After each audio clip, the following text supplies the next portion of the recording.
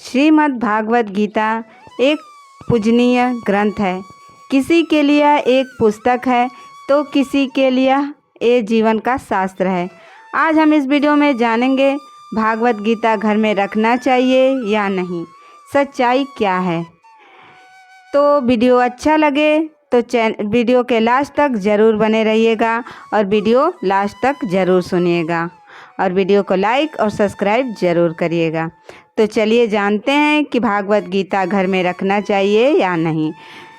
भारत के युद्ध की कहानी हजारों वर्षों से आज भी लोगों के दिलों में विशेष स्थान बनाए रखी है, क्योंकि इस धर्म युद्ध ने एक बार फिर स्पष्ट कर दिया कि झूठ कितना भी शक्तिशाली हो, वो सच के सामने टिक नहीं सकता। बचपन से हमें रामायण और महाभारत की कहानी किताबों में, टेलीविज़न में देखने को मिली है, लेकिन बेहद कम लोग ऐसे हैं जो रोज़ाना श्रीमद् भागवत गीता का पाठ करते हैं और श्री कृष्ण की कही गई बातों को जीवन में अपनाते हैं।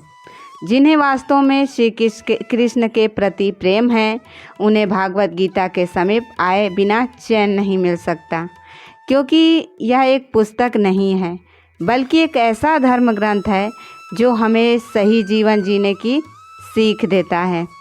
तो इस वीडियो में जानते हैं कि भागवत गीता घर में रखें या न रखें। तो श्रीमद् भागवत गीता घर में ज़रूर रखना चाहिए। गीता श्री कृष्ण द्वारा अर्जुन को दी गई सप्रेम भेंट है, जिसका लाभ हर वह व्यक्ति को ले सकता है जो कृष्ण को पाने की कामना रखता हो, जो एक सुंदर जीवन जीना चाहता हो। श्रीमद् भागवत गीता इसलिए भी विशेष है क्योंकि यह एक बाकी अन्य पुस्तकों की भांति कोई काल्पनिक कहानी का वर्णन नहीं करती है। गीता के ज्ञान को किसी जंगल में, एकांत में या गुरुकुल में नहीं दिया गया है। इसे ठीक युद्ध के मैदान में दिया गया है, जहाँ हजारों लाखों की संख्या में सैनिक, घोड़े, भीष्म, अर्जुन, दुर्योधन, कर्ण जैसे योद्धा उपस्थित हैं। वे लोग गीता को एक पुस्तक के रूप में देखते हैं। वे अक्सर इस मंदिर में साफ सफाई के साथ रखते हैं। कई लोग नित्य गीता का पाठ भी करते हैं, पर इससे उन्हें कोई विशेष लाभ प्राप्त नहीं होता है। उनके जीवन में डर, लालच, छोटी छोटी बातों में क्रोध अक्सर दिखाई देता है। पर आखिर ऐसा क्यों होता है? श्रीमद् भागवत गीता रोजाना पढ़ने के बाद भी व्यक्ति का जीवन नहीं सुधरता। इसके पीछे खास कारण है कि वे अपने मन की स्थिति के अनुरूप गीता को पढ़ते हैं। उदाहरण के लिए, अगर किसी व्यक्ति के मन में लालच भरा हुआ हो तो वो किसी भी पुस्तक या धर्म ग्रंथ को इस दृष्टि से पढ़ेगा ताकि उसका लालच मन और ज़्यादा पाने की आकर्षित हो। इसलिए वो लोग जो वास्तव में गीता का लाभ लेना चाहते हैं, गीता का मर्म समझना चाहते हैं, उन्हें गीता का एक एक श्लोक किसी गुरु के संगति में ध्यानपूर्वक पढ़ना चाहिए। दुर्योधन से आज हजार वर्षों भाष्यकारों ने गीता को अपने स्वार्थ के लिए उल्टी पुल्टी व्याख्या की है। श्री भागवत गीता घर में कैसे रखें? श्रीमद् भागवत गीता को मंदिर में एक किसी साफ सुथरी जगह, जैसे घर की लाइब्रेरी में हो, जहां आप किताब कापी रखते हो, प्रेम भाव से स्थान दें। गीता को साफ सुथरे रखने से कहीं ज़्यादा महत्वपूर्ण यह है कि आप नित्य गीता का पाठ करें। गीता को रखने के लिए हमें चाहिए कि गीता आप कहीं भी रखें तो उस पर धूल मिट्टी का जमाव ना होना चाहिए। गीता को कभी भी किसी लाल कपड़े में लपेट के ही रखना चाहिए। यदि आप सिर्फ गीता को सार पर रखकर पूछते हैं और घर में स्वयं को भगवत गीता पढ़ने के लिए प्रेरित नहीं करते तो श्रीमद् भागवत गीता के घर में होने का कोई महत्व नहीं है, क्योंकि जब तक आप बाल कहानियों में नृत्य को ही वास्तविक कृष्ण समझेंगे, तब तक गीता का ज्ञान आपके लिए उपयोगी साबित नहीं होगा। जिस दिन अपने गीता के कृष्ण को अपने घर में जीवन जगह दे दी, उस दिन से आपका जीवन परिवर्तित हो जाएगा। गीता के पाठ के चमत्कार। श्रीमद् भागवत गीता रोजाना पाठ से और इन श्लोकों के अर्थ को समझने से मानव जीवन की परिवर्तित हो जाता है। आइए जानते हैं गीता पाठ के कौन कौन से लाभ हैं। मन साफ होता है, जीवन के प्रति जो भ्रम पाले होते हैं वह धीरे धीरे समाप्त होते हैं। हम सभी दुखों से घिरे हुए हैं और अतीत की कड़वी यादों और अपने कष्टों से मुक्ति पाना चाहते हैं, तो इसलिए गीता जीवन दायिनी है। गीता हमें अपने संसाधनों का इस तरह उपयोग करने की सीख देती है ताकि उनसे हमारा जीवन बेहतर हो कि वो वहीं हम पर बोझ बने। गीता के रोज़ाना पाठ से रिश्ते बेहतर बनते हैं। इंसान अपने परिवार और समाज के साथ सही संबंध स्थापित कर पाता है। गीता धर्म के प्रति अंधविश्वासों और बेकार की मान्यताओं को तोड़ती है, जिससे इंसान अपने बंधनों से मुक्त होता है।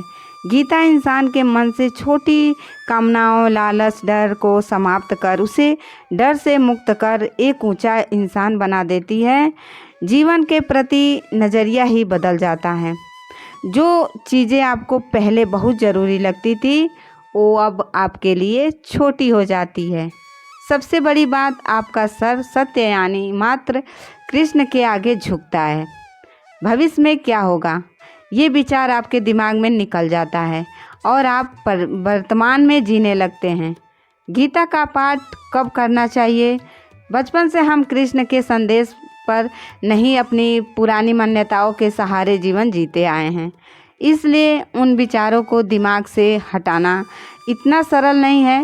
इसलिए नित्य हमें गीता का पाठ करने से साथ साथ गीता में कही गई बातों को अपने जीवन में उतारना चाहिए। जब भी आप मन कृष्ण से दूर जाए, आपका मन तब आपको लालच से घेरे, आपको सही काम करने से आलस आए, तब डर लगे, तो आप गीता का पाठ कर सकते हैं।